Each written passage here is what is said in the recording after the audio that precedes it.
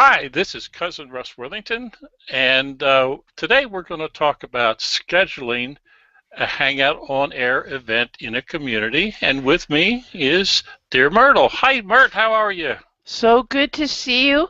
And you said we could schedule a Hangout on Air in advance. Actually, have the link up there.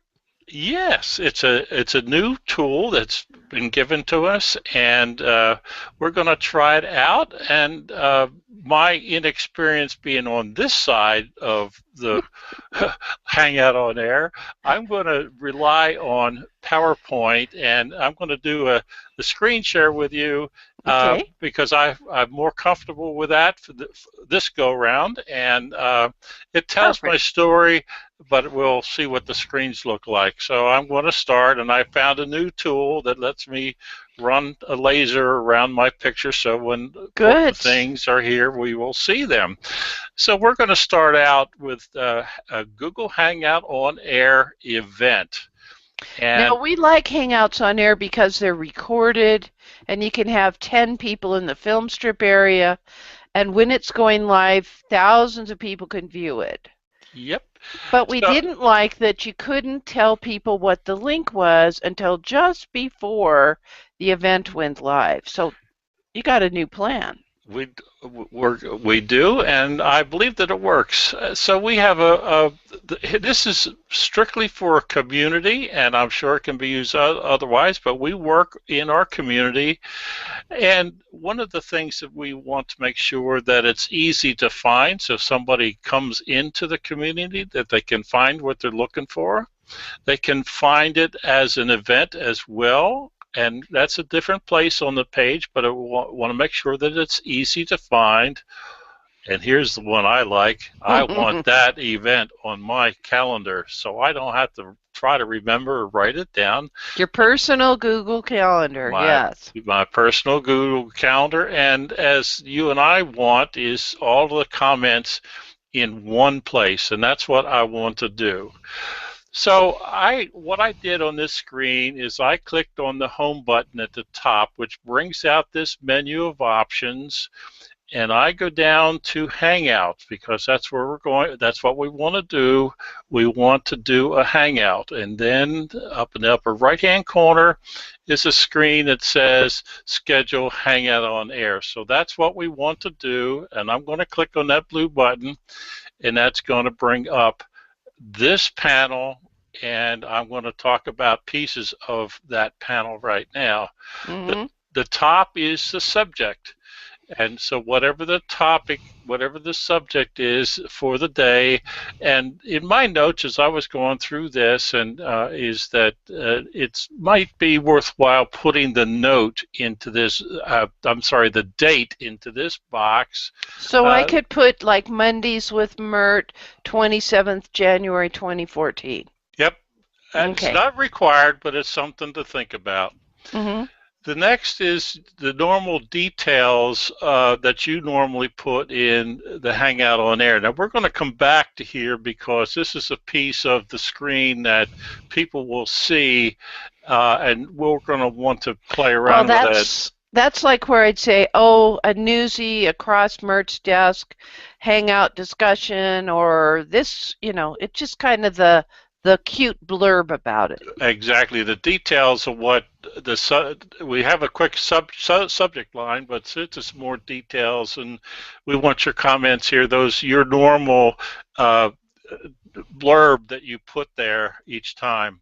Hmm. Now, the next piece is we're going to click on the button that says later. We're doing this in advance. For an example, let's say we want to get a topic that somebody wants to talk about on Mondays with Mert.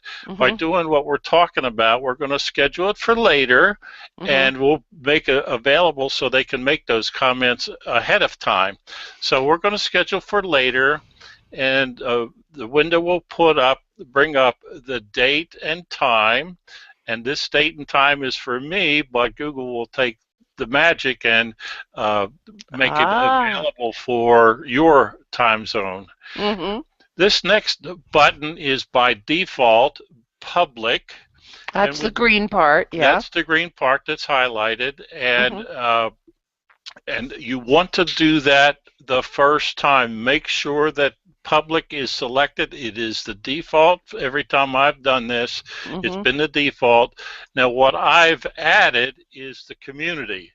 So the green one is the public, and I'm going to bring this scheduled Hangout on air into the community, and then I'm going to hit submit.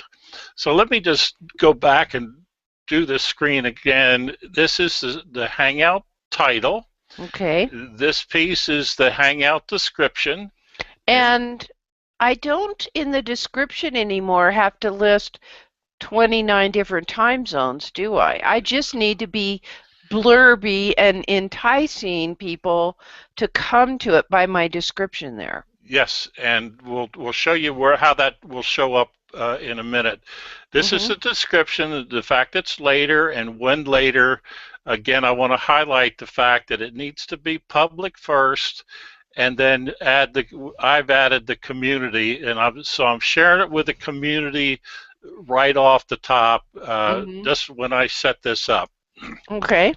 This will bring me back to this page. Now, this is my profile because it's my event. In your case, it'll be yours.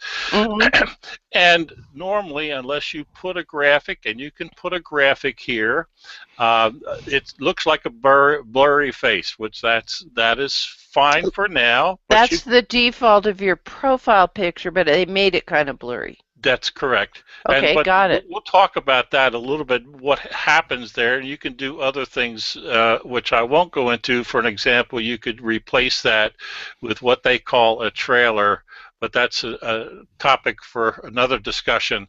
Okay. The description that you just set up on the previous page is right here. So whatever you put on the previous page will be there. Now, later, if somebody finds this event and they click on this button, you'll have a countdown timer. Countdown timer will be there until the time of the event. Now, that doesn't say that you have to start the event on time.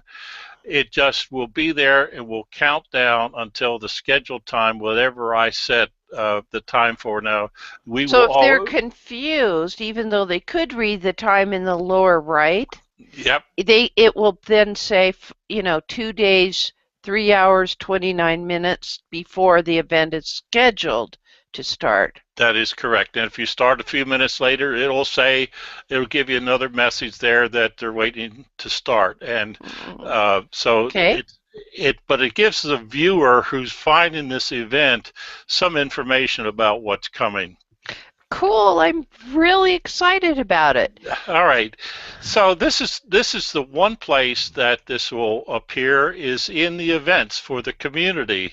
This is usually at the bottom of a whole link of the bottom link of other options that are available to us. My test is on a test community that I have, but there may be 5 or 6 other links here. In the very bottom will be events.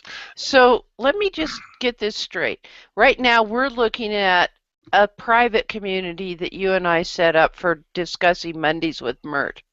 But if this was the Legacy Virtual Users Group and they decided to schedule this way, they could have all posts, discussion, software updates, research challenges, whatever they have in their own list of categories for posts. But at the bottom of that list, should be at the top if you ask me, but the bottom is where events are found for that community if they're scheduled like this. Yep, and we'll talk about getting at the top of the list, top early in a minute. Oh, okay.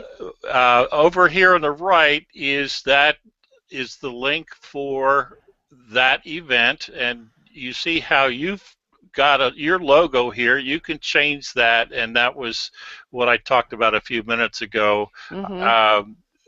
The way to make this change, from what I've seen, has not been perfected yet, but anyhow, they're getting there. Yep, this is the event that I have set up, and it's in the event page, and now we're going to go back, and there I clicked on that link or selected events, and that's for the event that I just set up. Cool. Now, if you want to get that event, if you see the event and you want to attend, there's a box. Now, my box that I'm showing only has yes because I set it up, but when someone else finds it, they'll see yes, maybe, or no. Mm-hmm. And that is where, if you say yes or maybe, that will, saying yes or maybe, will put this event onto your Google Calendar. My personal one. Your Not personal, Genia webinars, but my personal your one. personal Google Calendar, and Cool. and you can then control your settings, your reminders, whatever you want on your Google Calendar. But I'm going to this series, this way of scheduling an event will put it onto your calendar automatically if you say yes or maybe. If you say no, it will not be there. So it's Okay. very handy. Very. So let's return back to the community in general. The event is down here, but we entered the all post, and look what's at the top. At the top of the screen has that event. The upcoming events, and there's the list. Does it always have two? It just has two. But there is a view all, I see. And when you go to view all, you go back to the screen that I just left. Oh, I got it. This is like incredible. This is like in GoToWebinar where you can have a whole listing of, you know, you've got the link, you can click on it, you can find out more about it. There is a complicated way on GoToWebinar to register, but here all we had to do was click yes or maybe. Why would I click maybe? I'm not sure whether I'm going to be able to attend or not.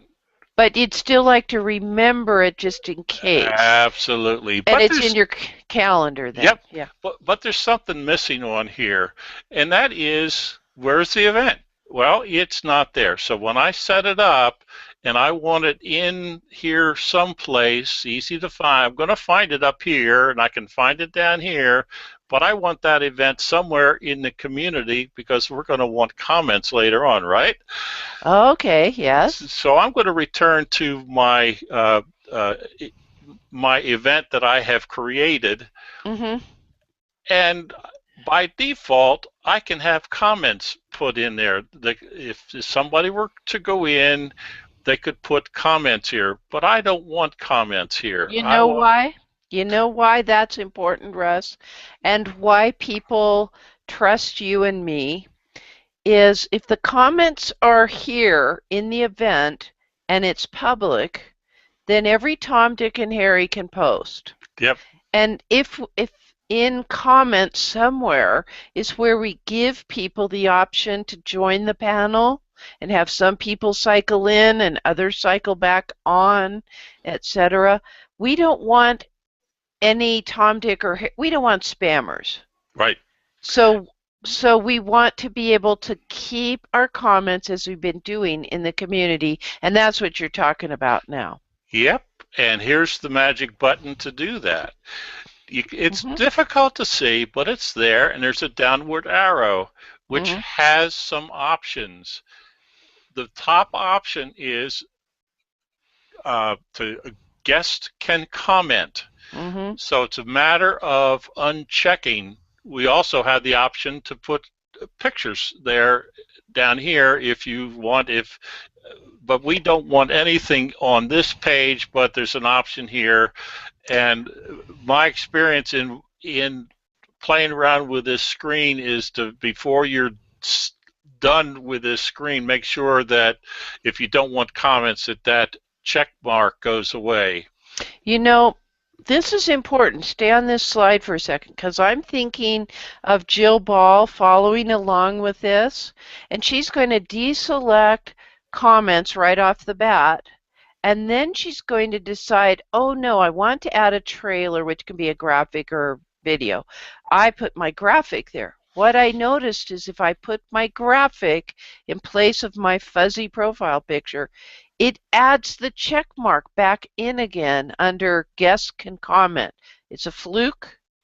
So we got to trust, Russ, that the very last thing, as you said, before we leave this, is to turn off comments after all our other little tweaking things have been done. Yep. And then I update the event. Now, I'm still not done yet. Oh, okay.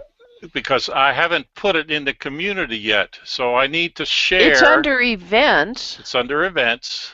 But it's the event that they cannot comment on yet. Right. So we haven't done that. So we're going to share the event, and I'm going to select it. I'm going to type in the community name, and then I'm going to choose one of the options on the left-hand side.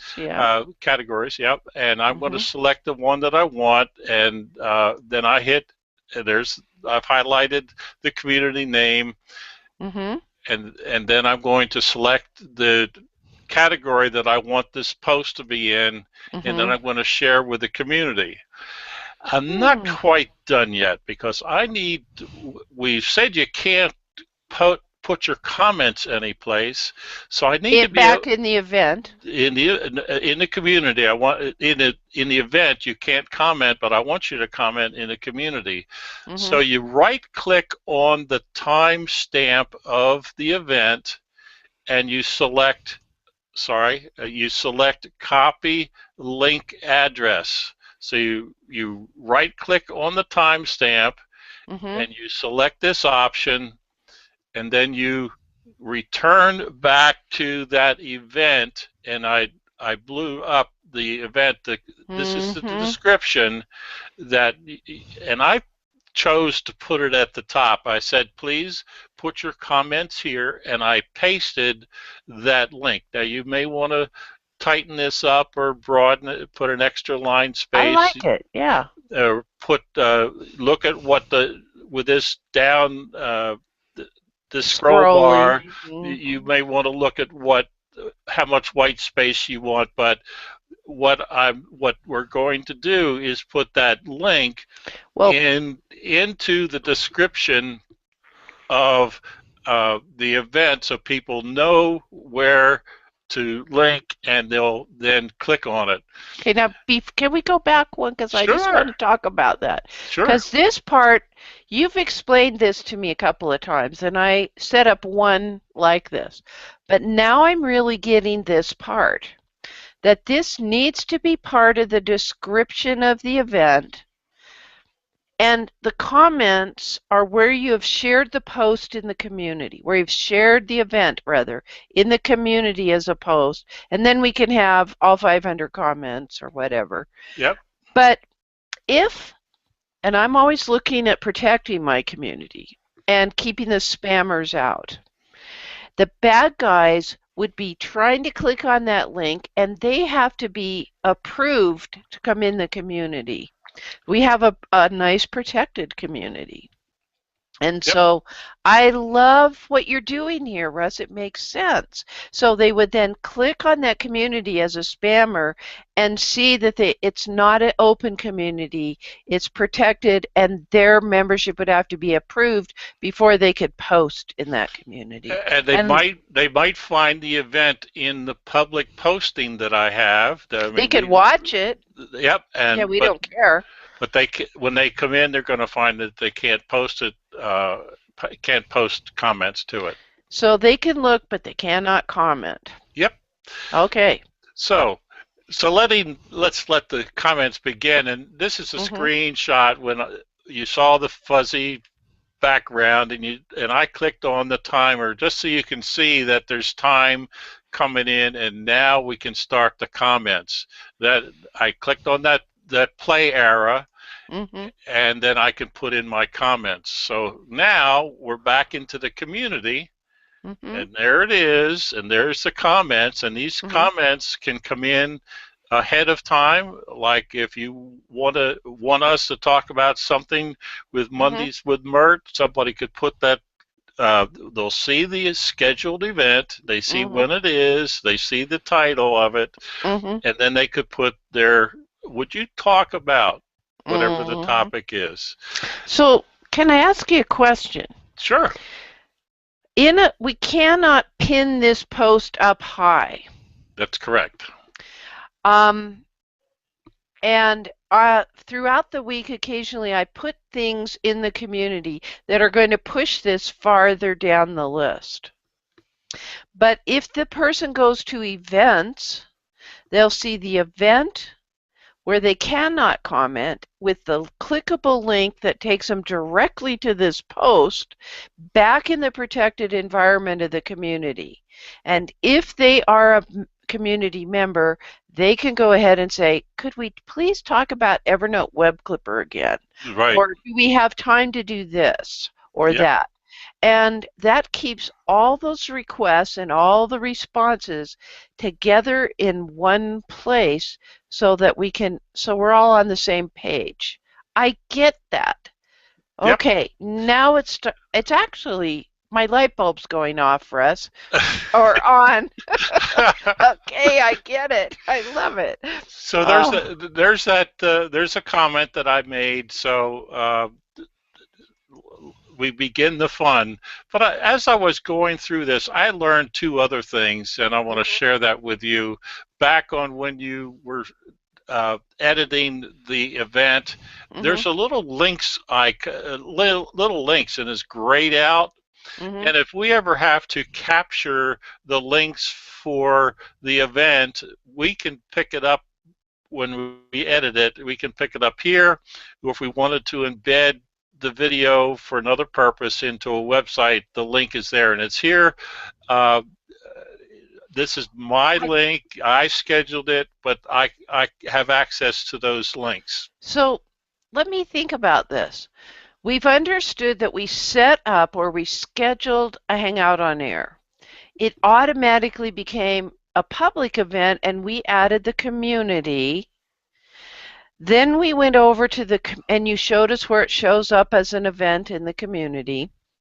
Then we went in, we could add our trailer, graphic, or video, and turned off comments, but got the right link for a post in the community. This link is what I need to share. This event page link outside of the community is what I need to share in my blog, so that not only my community members, but the 453,000 other people that read my blog that haven't come to Google Plus yet, haven't joined the community yet, they can come look at it. They can click and see it's 6 hours and 32 minutes before the next Hangout, this particular event, and they can see that to comment, they have to click here. That gives those 453,000 people the opportunity in advance, because of my blog post, they will then be led eventually over into DearMYRTLE's community. Yep. Where you and I administer, we look at every one and do our level best to be sure that we're not getting spammers, we're not getting people that have a company name. Rarely do we allow that. And then as soon as we're not talking about that particular company, we ask them to revert back to their own name. Very important to get this link. That one more thing is a very important part for me to get the word out to all my dear readers. Cool. Yep. Love it. Now, the last slide that I want to bring to your attention is that if you schedule a public event and you happen to delete it, or you intentionally delete it, you will notice, and I deleted my public post. I had some cleanup to do, because it's still here on the calendar and it's still on the events page, so I have to go to my events page and delete it there, and that's a simple right click. But it is cleanup, and you're not going to do this very often, but I just want to point out that I learned this trick when I deleted that public event. It was still on the calendar, so I said, okay, now I understand. I deleted the public event, but it was still in the community, so I need to get it out of the community as well. So if I can't do anything about it here, but I can go into the event, edit Mm-hmm. and right click Mm-hmm. where we added the link for comments. That same pull down menu gives you the ability to um, delete the event. Well, I totally get this. Now, what I can do, you're going to share this link with people, not just old Mert here. You're going to share it with anybody else that wants to know how to schedule a Hangout on Air event for a community.